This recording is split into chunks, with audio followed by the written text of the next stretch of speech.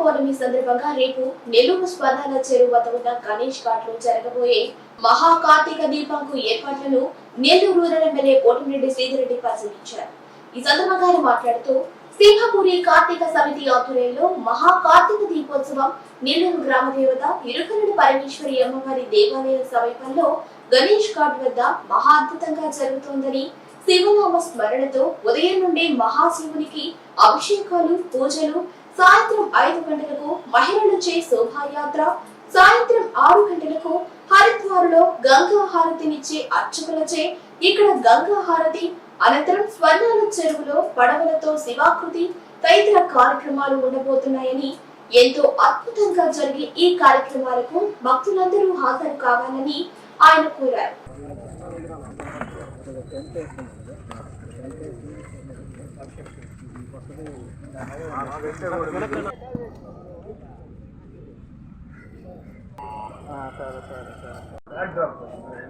Back light burn అవుతాం. Back light heavy వస్తుంది మనకి.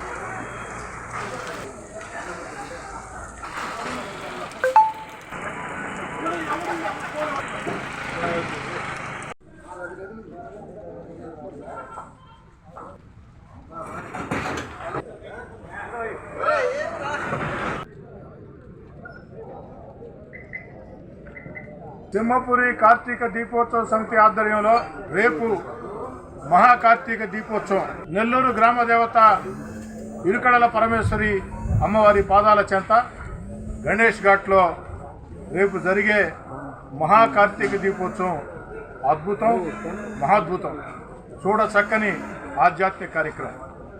రేపు ఉదయం 7 గంటల నుంచే గణేష్ ఘాట్లో శివుడికి అభిషేక కార్యక్రమాలు ఉంటాయి.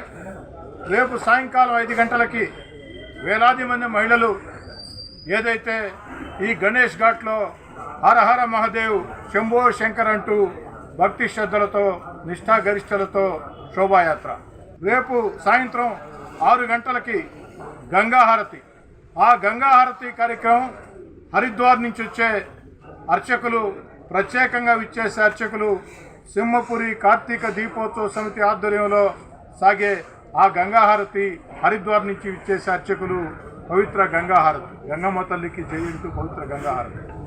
గంగాహారతి పూర్తయిన తర్వాత మత్స్యకార సోదరులు 108 తెప్పలతో శివాకృతి, 108 తెప్పలతో జరిగే శివాకృతి కార్యక్రమం మాటలతో చెప్తే అలివయ్యేది కాదు, కళ్ళతో చూస్తేనే అది ఖచ్చితంగా ఒక భగవత్ నత్కారం మాదిరిగా ఉంటుంది.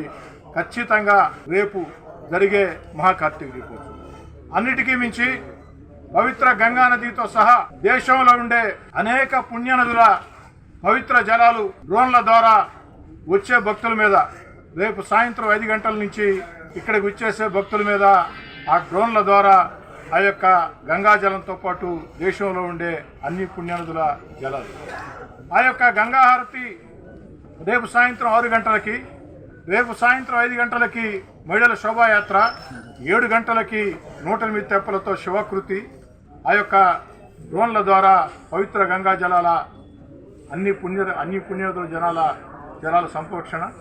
అన్నిటికీ మించి అది పూర్తయిన తర్వాత రేపు సాయంత్రం 7 గంటలకి స్వామీజీల ప్రవచనాలు ఉంటాయి.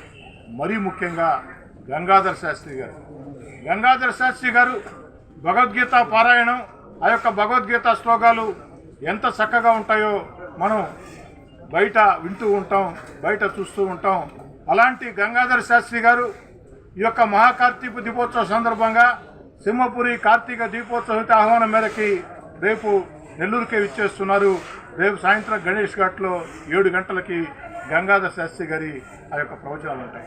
ఈ కార్యక్రమాల్లో నెల్లూరు నగర రూరల్ నియోజకవర్గాలే కాకుండా నెల్లూరు జిల్లా నలుమూలల నుంచి కూడా భక్తులందరూ వచ్చి ఈ యొక్క పవిత్ర ఆధ్యాత్మిక కార్యక్రమాలు పాల్గొవాలని, మరీ ముఖ్యంగా రేపటి రోజు ప్రైవేట్ స్కూల్ యాజమాన్యాలన్నీ, నెల్లూరు నగర రూరల్ నియోజకవర్గాల్లో ఉండే ప్రైవేట్ స్కూల్ యాజమాన్యాలన్నీ కూడా ఆ యొక్క విద్యార్థుల తల్లిదండ్రులు కుటుంబాలతో సహా విచ్చేసేదానికి రేపు మధ్యాహ్నం 12 గంటల నుంచే అన్ని స్కూళ్ళకు కూడా సెలవులు ప్రకటించాయి.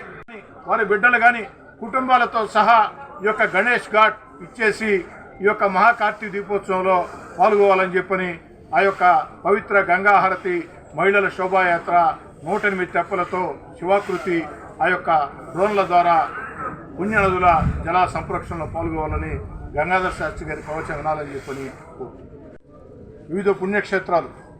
మామూలుగా మనం దేవస్థానం వెళితే ప్రసాదం స్వీకరిస్తే అక్కడికి ఆ యొక్క దేవస్థానం యాత్ర పూర్తవుతుంది.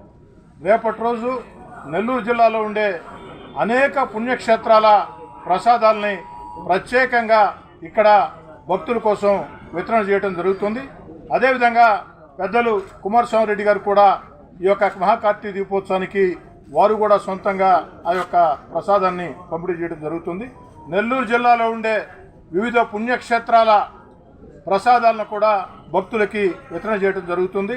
ఈ కార్యక్రమాలకి అన్ని విధాలా సహకరిస్తున్నటువంటి అటు అధికారులకి, అదేవిధంగా జిల్లాలో ఉండే ఇద్దరు మంత్రులు ఆనవ రామనారాయణ రెడ్డి గారు, పొంగూరు నారాయణ గారు, అదేవిధంగా పార్లమెంట్ సభ్యులు వేమిరెడ్డి ప్రభాకర్ రెడ్డి గారు, వారికి ప్రత్యేకంగా ధన్యవాదాలు.